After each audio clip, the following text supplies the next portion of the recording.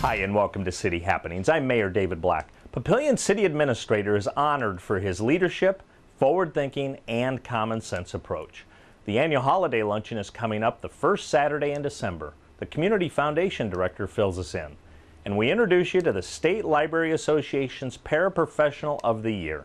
These stories are next in City Happenings for the week of November 25th. Thanks, Mayor Black. Papillion City Administrator Dan Hoynes is chosen for the Suburban Business Hall of Fame. This city's blessed with the staff we've got and the leadership we've got, the administration and the department heads.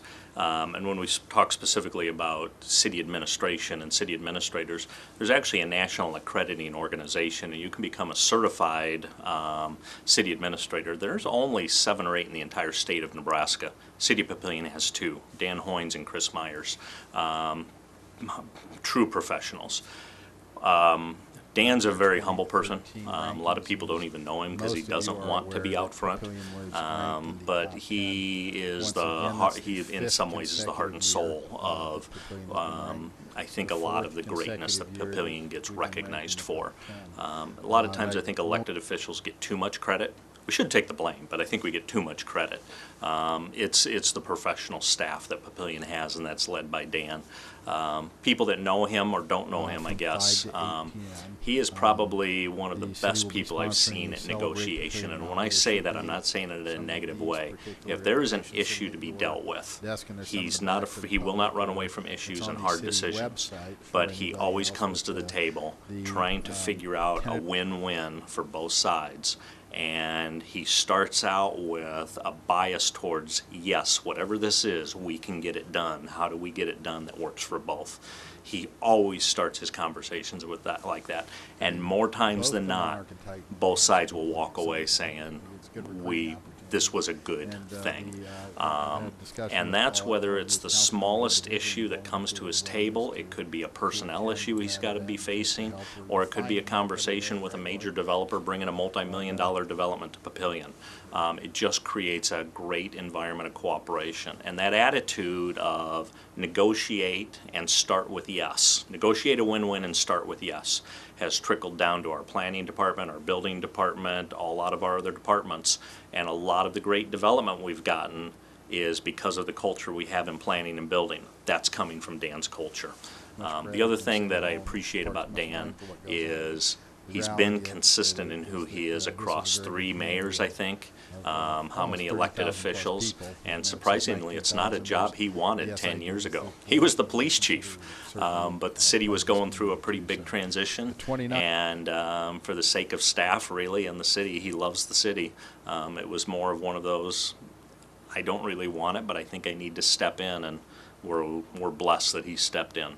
I see Dan as somebody that is very thoughtful about what the future of Papillion is, and he is effective in communicating that dream, if you will, of what Papillion could be. I think the team of Mayor Black and Dan are extremely important to what Papillion will become, and they both seem to be on the same page as far as what the dream for Papillion is.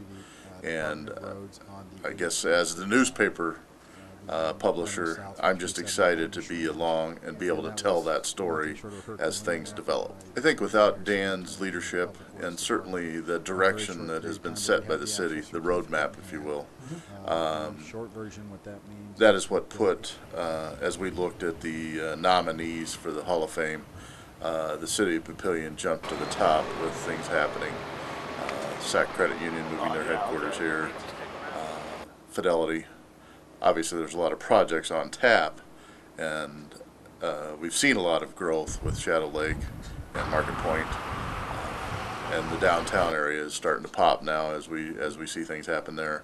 So the vision in which Dan and the city team has put in place for growth is really what put them at the top, towards the top of the list as we looked at the nominees for the Hall of Fame, because they're plotting a roadmap for success. The annual Holiday Luncheon is set for Saturday, December 7th.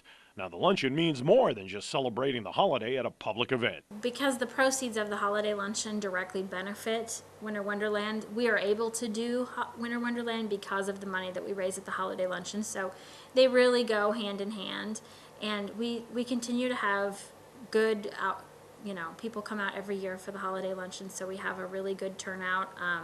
We think that we're going to grow this year even more than last year. We've partnered with the Papillion Junior Women's Club to help us find some new table sponsors and get some new exciting raffle prizes and things like that. So you can look this year for a couple different changes. We're going to have a different game this year, and maybe a little bit different lunch menu as well. So stay tuned for that. I'm really excited about the luncheon this year. We are lucky to have so many wonderful table sponsors, and we're always taking new table sponsors if people are interested.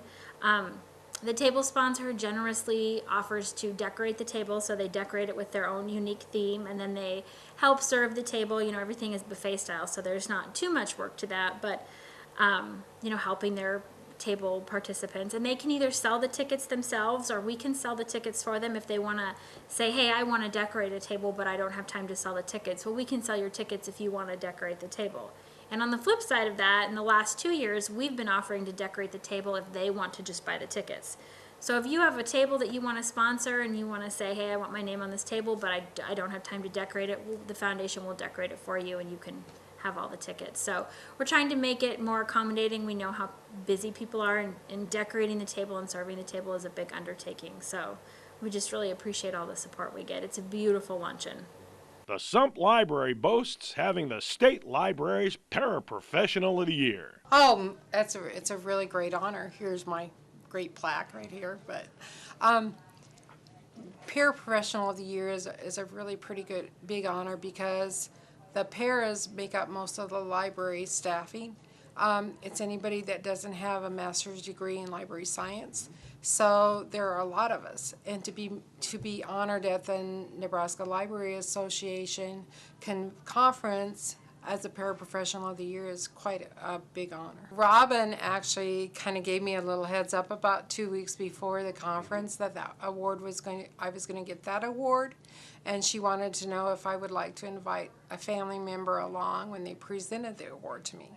And so I was kind of taken aback a little bit because I didn't realize that she had actually she had put in my name for that award. She had nominated me for that award, and I was greatly honored. I think it's a really big deal for the Sump Memorial Library and for the city of Papillion. I think that it says a lot about Sump, especially since we have engaged our community so much into our library. And some of the things that I've done for the library itself has been somewhat of an outreach to the community.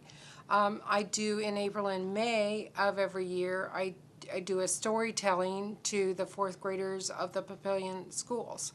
And that was part of getting nominated for that award, was some of the outside things that I do at Sump. But Sump Library is very involved in the community, and I like to think that I'm part of that involvement. Oh, love my job. I've been here for 10 years, and I'm probably most noted as the night person because I'm the night supervisor, and so I'm here every night, Monday through Thursday night. And when Robin came on board, it's kind of like we were able to expand our roles, and we learned how to actually not be compartmentalized into one area. So we're able to do lots of different things that we weren't able to do before, and I think that's what makes us all love our jobs so much here. I guess I never thought about it until you mentioned it, but yes, I guess I am number one to get chosen for this award. I just want to, there are so many other people that are so deserving of this award, I'm sure. It's kind of like an Academy Award of the library world. But I'm really greatly honored. I look forward to everything that I get to do at the library in the future. I think it opens up some doors. It gives you some recognition that you probably don't get on a daily basis. I mean, it's kind of let me know that I'm really doing a great job. Don't forget about Winter Wonderland. It happens this Saturday, November 30th. It runs from 5 to 9 p.m. on Sump Library's North Lawn. And don't forget the chili feed at the main fire station on Adams Street.